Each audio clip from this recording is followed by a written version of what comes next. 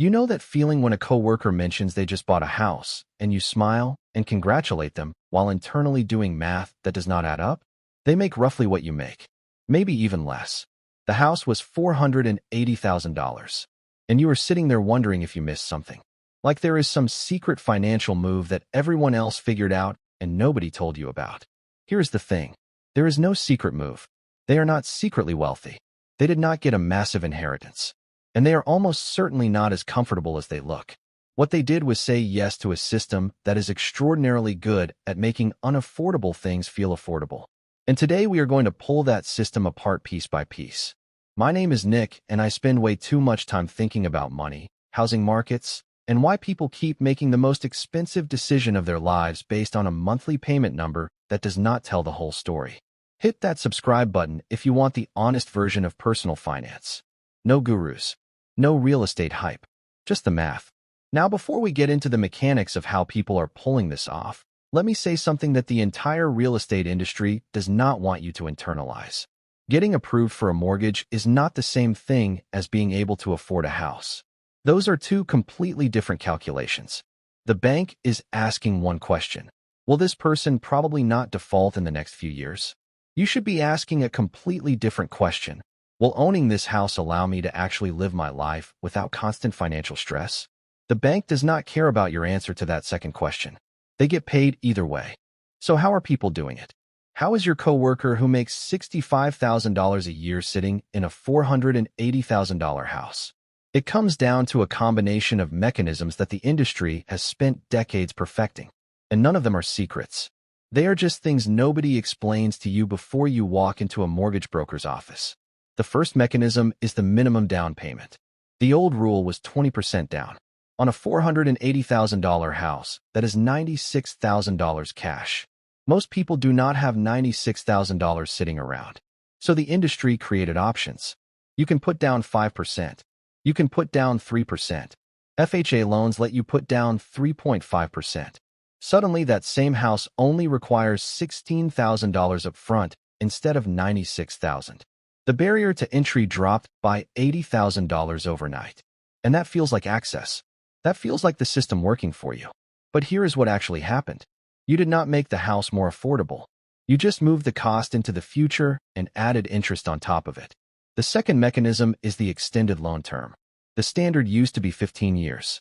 Then it became 30. And 30-year mortgages did something mathematically interesting. They made enormous loan amounts feel manageable on a monthly basis. A $430,000 loan at 7% over 15 years costs about $3,800 a month in principal and interest. The same loan over 30 years costs about $2,800. That $1,000 difference feels like the 30-year loan is the obvious choice. But over the life of the loan, you will pay roughly $240,000 more in interest. The monthly number went down. The total cost went dramatically up. The third mechanism is something called PMI, private mortgage insurance. If you put down less than 20%, the bank requires you to pay insurance that protects them, not you, in case you default. On a $430,000 loan, this typically runs between $200 and $400 per month. It is essentially a monthly penalty for not being wealthy enough to put 20% down. It gets quietly added to your payment, and most buyers barely register it until they are already locked in.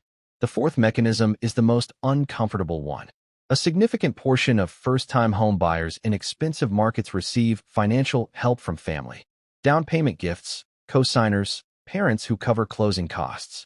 This is not talked about openly because it does not fit the narrative of independent homeownership. But it is real and it is widespread. Which means when you look at your coworker in their new house and wonder how they did it, the honest answer might simply be that they had a different starting point than you. That is not a moral failing on your part. It is just math. Now let us talk about what the true monthly cost of owning a house actually looks like. Because the number most people focus on, the mortgage payment, is only part of the story. Let us use a real example. A $500,000 house with 10% down. That leaves a $450,000 loan at roughly 7% interest over 30 years. Your principal and interest payment is approximately $3,000 per month. Now add property taxes.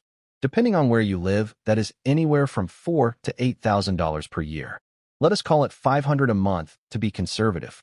Add homeowners insurance, another $250 to $350 per month.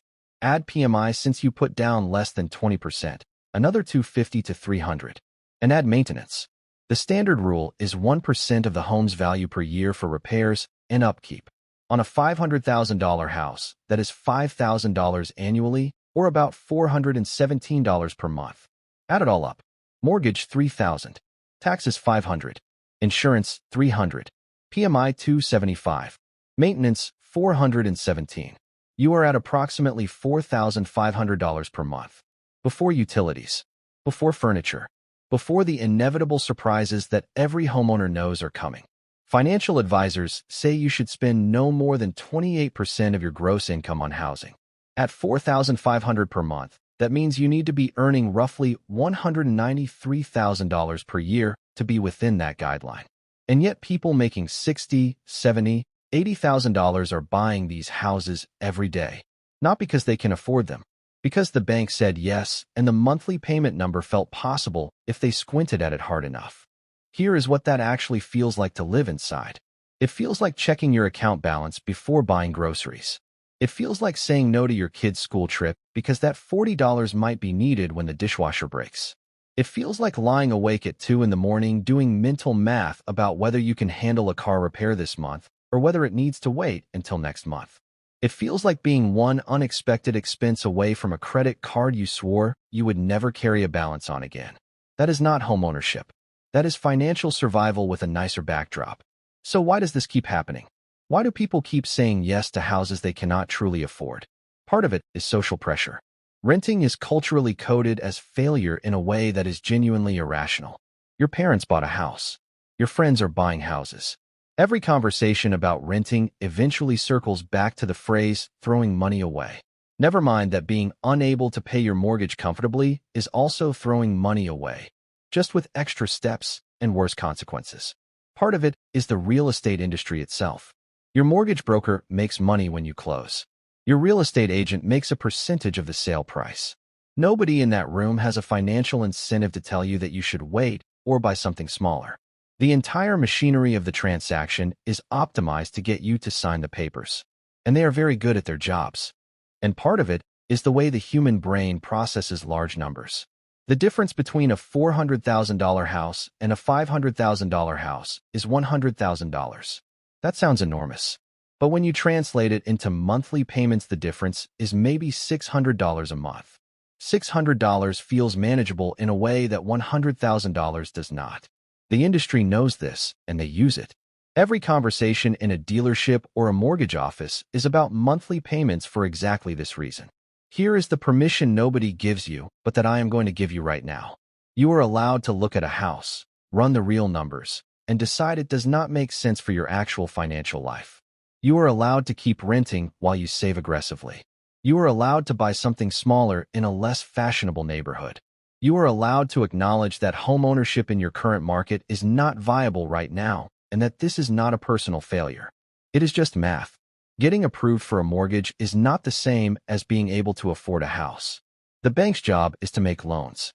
Your job is to protect your financial future. Those are not the same job. And the next time you see your coworker pull into the driveway of their beautiful new house, just remember, you have no idea what their bank account looks like at the end of the month. And neither do they, because they stopped checking.